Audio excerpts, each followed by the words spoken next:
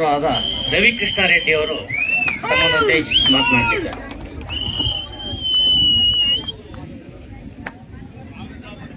ಇಲ್ಲಿರುವಂತ ಎಲ್ಲ ರೈತ ಬಂಧುಗಳಿಗೆ ನಮಸ್ಕಾರ.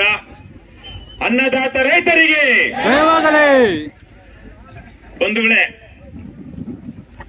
ಲಕ್ಷ್ಮಣ್ ಹೂಗಾರ್ ಅವರು ಮಾತಾಡ್ತಾ ನಾವು ನಡು ರಸ್ತೆಯಲ್ಲಿ ಇದ್ದೀವಿ ಅಂದ್ರು. ನನಗೇನೋ ಅದು ಸ್ವಲ್ಪ ಸೌಮ್ಯವಾದ ಮಾತು ಅನ್ಸುತ್ತೆ. ನಾವು ರಸ್ತೆಯಲ್ಲಿ ಬಿದ್ದಿದ್ದೀವಿ. ಇವತ್ತು ಎಲ್ಲೆಲ್ಲಿ ಭೂಮಿ ಕಾಣಿಸುತ್ತೋ, ರೈತರ ಭೂಮಿ, ಫಲವತ್ತಾದ ಭೂಮಿ ಕಾಣಿಸುತ್ತೋ, ಅಲ್ಲೆಲ್ಲ ಸರ್ಕಾರ ಕಾನೂನಿನ ಒಂದು ಸುಳ್ಳು ಕಾನೂನುಗಳ ಮೂಲಕ ಇವತ್ತು ಒತ್ತುವರಿ ಮಾಡ್ತಾ ಇದೆ, ರೈತರನ್ನ ಒಕ್ಕಲೆಬ್ಬಿಸ್ತಾ ಇದೆ, ಸ್ವಾಧೀನ ಮಾಡ್ಕೊಳ್ತಾ ಇದೆ.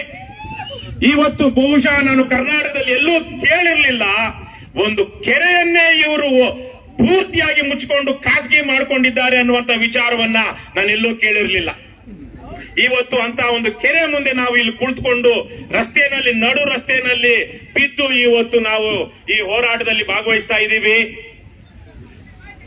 ಕರ್ನಾಟಕ ರಾಷ್ಟ್ರ ಸಮಿತಿ ಪಕ್ಷ ಇಂತಹ ಸಾರ್ವಜನಿಕ ಸ್ವತ್ತುಗಳನ್ನ, ಊರಿನ ಕೆರೆಗಳನ್ನ ಭೂಗಳ್ಳರಿಂದ, ಇಂತಹ ಬಲ್ಡೋಟಾದಂತಹ ಭೂಗಳ್ಳರಿಂದ ವಶಪಡಿಸಿಕೊಳ್ಳೋದಿಕ್ಕೆ ಯಾವೆಲ್ಲ ಹೋರಾಟ ಮಾಡ್ತಾರೋ ಆ ಎಲ್ಲ ಹೋರಾಟದಲ್ಲಿ ಇರುತ್ತೆ ಅಂತ ಈ ಸಂದರ್ಭದಲ್ಲಿ ನಾನು ನಿಮ್ಗೆ ವಾಗ್ದಾನ ಮಾಡ್ತಾ ಇದ್ದೀನಿ.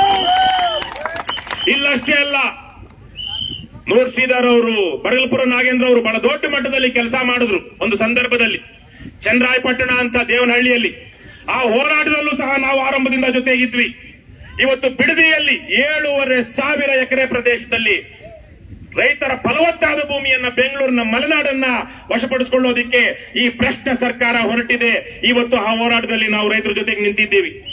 ಅದೇ ತರೀಕೆ 2 ವರ್ಷ 3 ತಿಂಗಳಿನಿಂದ ಆನೇಕಲ್ ತಾಲೂಕಿನಲ್ಲಿ ಸುಮಾರು 2,500 ಎಕರೆಯಷ್ಟು ರೈತರ ಭೂಮಿಯನ್ನ ಸರ್ಕಾರ ಕೆಎಡಿಬಿ ಮೂಲಕ ಕದಿಯೋದಿಕ್ಕೆ ಹೊರಟಿದೆ.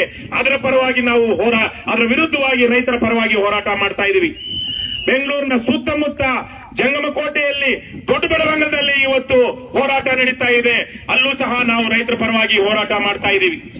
ಇಲ್ಲಿ ನಮ್ಮ ಕಣ್ಮುಂದೆ ಬಹಳ ದೊಡ್ಡ ಮಟ್ಟದ ಅನ್ಯಾಯ ಆಗಿದೆ ಕೊಪ್ಪಳದ ಜನತೆಗೆ, ಕೊಪ್ಪಳದ ಸುತ್ತಮುತ್ತಲ ಇರುವಂತಹ ರೈತರಿಗೆ. ಇಲ್ಲಿ ಬರುವಂತಹ ಹಾರುಬೂದಿ ಏನಿದೆ, ಆ ಫ್ಲೈ ಹ್ಯಾಶ್, ಅದು ಮನುಷ್ಯರನ್ನಷ್ಟೇ ಅಲ್ಲ, ಪ್ರಾಣಿ ಪಕ್ಷಿ ಕ್ರಿಮಿ ಕೀಟಗಳನ್ನು ಸಹ ದುರ್ಬಲ ಮಾಡುತ್ತೆ. ಅಲ್ಲಿ ಪರಾಗ ಸ್ಪರ್ಶ ಆಗೋದಿಲ್ಲ, ರೈತರು ಬೆಳೆದಂತ ಬೆಳೆ ಸರಿಯಾಗಿ ಫಲ ಕೊಡೋದಿಲ್ಲ. ಇವತ್ತು ಈ ಭಾಗದಲ್ಲಿ ಸಾವಿರಾರು ರೈತರು ನರಳ್ತಾ ಇದ್ದಾರೆ. ಆ ಪತ್ರದಲ್ಲಿ, ಇಲ್ಲಿ ಬಂದಿರುವಂತಹ ಕರಪತ್ರದಲ್ಲಿ ಹೇಳ್ತಾರೆ, ಎಷ್ಟೋ ಜನರಿಗೆ ಕ್ಯಾನ್ಸರ್ ಬಂದಿದೆ, ರೋಗ ರುಜಿನಗಳು ಹರಡಿದೆ. ಆದರೆ ಇಂತಹ ಪರಿಸರ ವಿರೋಧಿಯಾದಂತಹ, ರೈತ ವಿರೋಧಿಯಾದಂತಹ, ಜನ ವಿರೋಧಿಯಾದಂತಹ ಕಾರ್ಖಾನೆಗಳನ್ನ ಮುಚ್ಚಿ ಜನರ ಬದುಕನ್ನ ಕಟ್ಟೋ ಕಡೆಗೆ ಸರ್ಕಾರ ಗಮನ ಹರಿಸ್ತಾ ಇಲ್ಲ. ಇಲ್ಲಿರುವಂತಹ ಎಂಎಲ್ಎಗಳು, ಎಂಪಿಗಳು, ಕೊನೆಗೆ ಅವನು ಜಿಲ್ಲಾಧಿಕಾರಿ ಕೂಡ ಈ ಬಲ್ಡೌಟಾದಂತಹ ಕಂಪನಿಗಳ ಜೇಬಿನಲ್ಲಿದ್ದಾರೆ. ಇವತ್ತು ಅದೇ ಕಾರಣಕ್ಕಾಗಿ ಒಂದು ನಿರ್ಣಾಯಕವಾದ ಹೋರಾಟವನ್ನ ರಾಜ್ಯದ ಜನ ಮಾಡಬೇಕಾಗಿದೆ. ಇವತ್ತು ರೈತರಿಗೆ ಅಷ್ಟಿಷ್ಟು ಅನ್ಯಾಯಗಳಾಗ್ತಾ ಇಲ್ಲ. ಇವತ್ತು ರೈತರು, ಬಹುತೇಕ ರೈತರು ಎಲ್ಲಿ ವಾಸ ಮಾಡ್ತಾರೆ? ಹಳ್ಳಿಗಳಲ್ಲಿ ವಾಸ ಮಾಡ್ತಾರೆ. ಹಳ್ಳಿಗಳ ಕೆರೆಗಳ ನೀರು ಶುದ್ಧ ಇಲ್ಲ, ಕೆರೆಗಳಿಗೆ ನೀರು ಬರ್ತಾ ಇಲ್ಲ. ಅಂತರ್ಜಲ ಏರಿಕೆ ಮಾಡೋದಿಕ್ಕೆ ಕೆರೆಗಳಿಗೆ ನೀರು ತುಂಬಿಸುವಂತಹ ಕಾರ್ಯಕ್ರಮಗಳನ್ನ ನಮ್ಮ ರಾಜ್ಯ ಸರ್ಕಾರಗಳು ಹಮ್ಮಿಕೊಳ್ತಾ ಇಲ್ಲ, ಕೆರೆಗಳ ಸಂರಕ್ಷಣೆ ಮಾಡ್ತಾ ಇಲ್ಲ. ಅದೇ ರೀತಿಯಲ್ಲಿ ರೈತ ಬೆಳೆಯೋದು ರಸ, ತಿನ್ನೋದು ಕಸ ಅನ್ನುವಂತಹ ಒಂದು ಸ್ಥಿತಿಯನ್ನ ರೈತರಿಗೆ ತಂದಿಟ್ಟಿದ್ದಾರೆ. ಇವತ್ತು ಬೀಜ ನಮ್ಮದಲ್ಲ, ಜಲ್, ಜಂಗಲ್, ಜಮೀನ್, ಖನಿಜ್, ಬೀಜ್ ಇವೆಲ್ಲ ದೇಶದ ಜನರ ಆಸ್ತಿ, ಈ ದೇಶದ ಪ್ರಜೆಗಳ ಆಸ್ತಿ. ಆದ್ರೆ ಇವತ್ತು ಬೀಜ ನಮ್ಮದಲ್ಲ, ಗೊಬ್ಬರ ನಮ್ಮದಲ್ಲ, ಉಳುಮೆ ನಮ್ಮದಲ್ಲ, ಮಾರುಕಟ್ಟೆ ನಮ್ಮದಲ್ಲ. ಇವತ್ತು ನಿಮಗೆ ಗೊತ್ತಿರಬಹುದು, ಕರ್ನಾಟಕ ರಾಷ್ಟ್ರ ಸಮಿತಿ ಪಕ್ಷ ಒಂದು ಹೋರಾಟವನ್ನ ಮಾಡ್ತಾ ಇದೆ. 266 ರೂಪಾಯಿ 50 ಪೈಸಾ ಒಂದು ಚೀಲ ಯೂರಿಯಾ, ಒಂದು ಮೂಟೆ ಯೂರಿಯಾ. ಆದ್ರೆ ನಿಮ್ಮಲ್ಲಿ ಎಷ್ಟು ಜನ 266 ರೂಪಾಯಿಗೆ ಒಂದು ರಸಗೊಬ್ಬರ ಅಂಗಡಿಯಿಂದ ಯೂರಿಯಾ ತರ್ತಾ ಇದ್ದೀರಾ? 1,500 ರೂಪಾಯಿಗೆ ಒಂದು ಚೀಲ ಡಿಎಪಿ, 2,050 ರೂಪಾಯಿಗೆ 17 ಕಾಂಪ್ಲೆಕ್ಸ್, 2,100 ರೂಪಾಯಿಗೆ 2020 ಕಾಂಪ್ಲೆಕ್ಸ್. ಆದರೆ ರಸಗೊಬ್ಬರ ವ್ಯಾಪಾರಿಗಳು 266 ರೂಪಾಯಿ ಕೊಡಬೇಕಾಗಿರೋದನ್ನ 300-400 ರೂಪಾಯಿಗೆ ಮಾರ್ತಾ ಇದ್ದಾರೆ. ಇದು ಅಕ್ರಮ, ಇದು ಮೋಸ, ಇದು ಕಾನೂನು ಬಾಹಿರ. ಆದರೆ ನಮ್ಮ ಜಿಲ್ಲಾ ಅಧಿಕಾರಿಗಳು ಕೃಷಿ ಅಧಿಕಾರಿಗಳು ಈ ಕಳ್ಳ ರಸಗೊಬ್ಬರ ವ್ಯಾಪಾರಿಗಳಿಂದ ಕಮಿಷನ್ ತಗೊಂಡು ಲಂಚ ತಗೊಂಡು ಇವತ್ತು ರೈತರನ್ನ ವಂಚಿಸ್ತಾ ಇದ್ದಾರೆ. ಈ ನಿಟ್ಟಿನಲ್ಲಿ ನಾವು ಹೋರಾಟ ಮಾಡ್ತಾ ಇದ್ದೀವಿ. ದಯವಿಟ್ಟು ನೀವು ಸಹ ರೈತ ಸಂಘದವರು ಅದನ್ನ ಬೆಂಬಲಿಸಬೇಕು.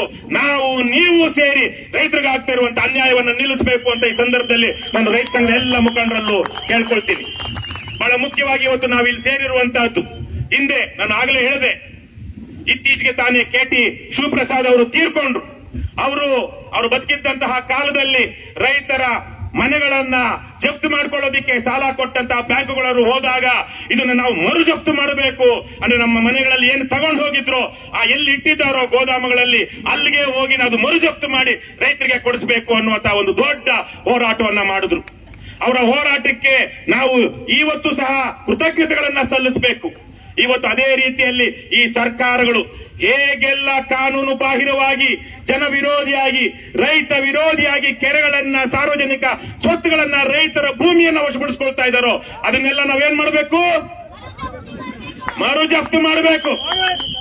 1 ಲಕ್ಷಕ್ಕಿಂತ ಸುಮಾರು 1.5 ಲಕ್ಷ ಎಕರೆಯಷ್ಟು ಸರ್ಕಾರ ಅಷ್ಟು ಎಕರೆಗಳಷ್ಟು ಜಮೀನನ್ನ KIADB ಇಂದ ಒಂದು ಲ್ಯಾಂಡ್ ಬ್ಯಾಂಕ್ ಅಂತ ಇಟ್ಕೊಂಡಿದೆ. ಇವತ್ತು ಅದೆಲ್ಲ ಬಂಜರು ಭೂಮಿ. ಇವತ್ತು ಆ ರೈತರು ಬೆಳೀತಿದ್ದಂತಹ ಭೂಮಿ ಎಲ್ಲ ಇವತ್ತು ಬಂಜರು ಭೂಮಿ, ಬೀಳು ಭೂಮಿ. ಇವತ್ತು ಅಂತಹ ಲ್ಯಾಂಡ್ ಬ್ಯಾಂಕ್ ಅಂತ ಇಟ್ಕೊಂಡಿರುವಂತಹ ಸರ್ಕಾರ ಏನು 5 ವರ್ಷದೊಳಗಡೆ ಕಾರ್ಖಾನೆಗಳನ್ನ ಮಾಡಲಿಲ್ಲ ಅಂದ್ರೆ ಆ ಜಮೀನುಗಳನ್ನ ಮರಳಿ ರೈತರಿಗೆ ಮರಳಿಸಬೇಕು ಅಂತ ಕಾನೂನಿದೆ. ಅದೇ ಆಗ್ತಾ ಇದೆಯಾ? ಆಗ್ತಾ ಇಲ್ಲ. ಹಾಗಾಗಿ ಇವತ್ತು ಇದು ಏನು ಸರ್ಕಾರ ಊರಿನ ಕೆರೆ, ಜನರ ಕೆರೆ, ಸಾರ್ವಜನಿಕರ ಕೆರೆ, ಅದಕ್ಕೆ ಬೇಲಿ ಹಾಕೋದಿಕ್ಕೆ ಅವಕಾಶ ಮಾಡಿಕೊಟ್ಟಿದೆ. ಇಂತಹ ಸಂದರ್ಭದಲ್ಲಿ ಈ ಕೆರೆಯನ್ನ ಮರು ಜಪ್ತು ಮಾಡ್ಕೊಳ್ಳೋದಿಕ್ಕೆ ನೀವು ರೈತರು ಇಲ್ಲಿ ಬಂದಿರೋರು ಮಾಡುವ ಹೋರಾಟಕ್ಕೆ ನಾವು ಸಹ ಕರ್ನಾಟಕ ರಾಷ್ಟ್ರ ಸಮಿತಿ ಪಕ್ಷದವರು ನಿಮ್ ಜೊತೆಗಿರ್ತೀವಿ ಅಂತ ಹೇಳ್ತಾ, ಅನ್ನದಾತ ರೈತ ಬಂಧುಗಳಿಗೆ ಬಸಾಪುರ ಕೆರೆ ನಮ್ಮ ಹಕ್ಕು, ನಮ್ಮ ಹಕ್ಕು.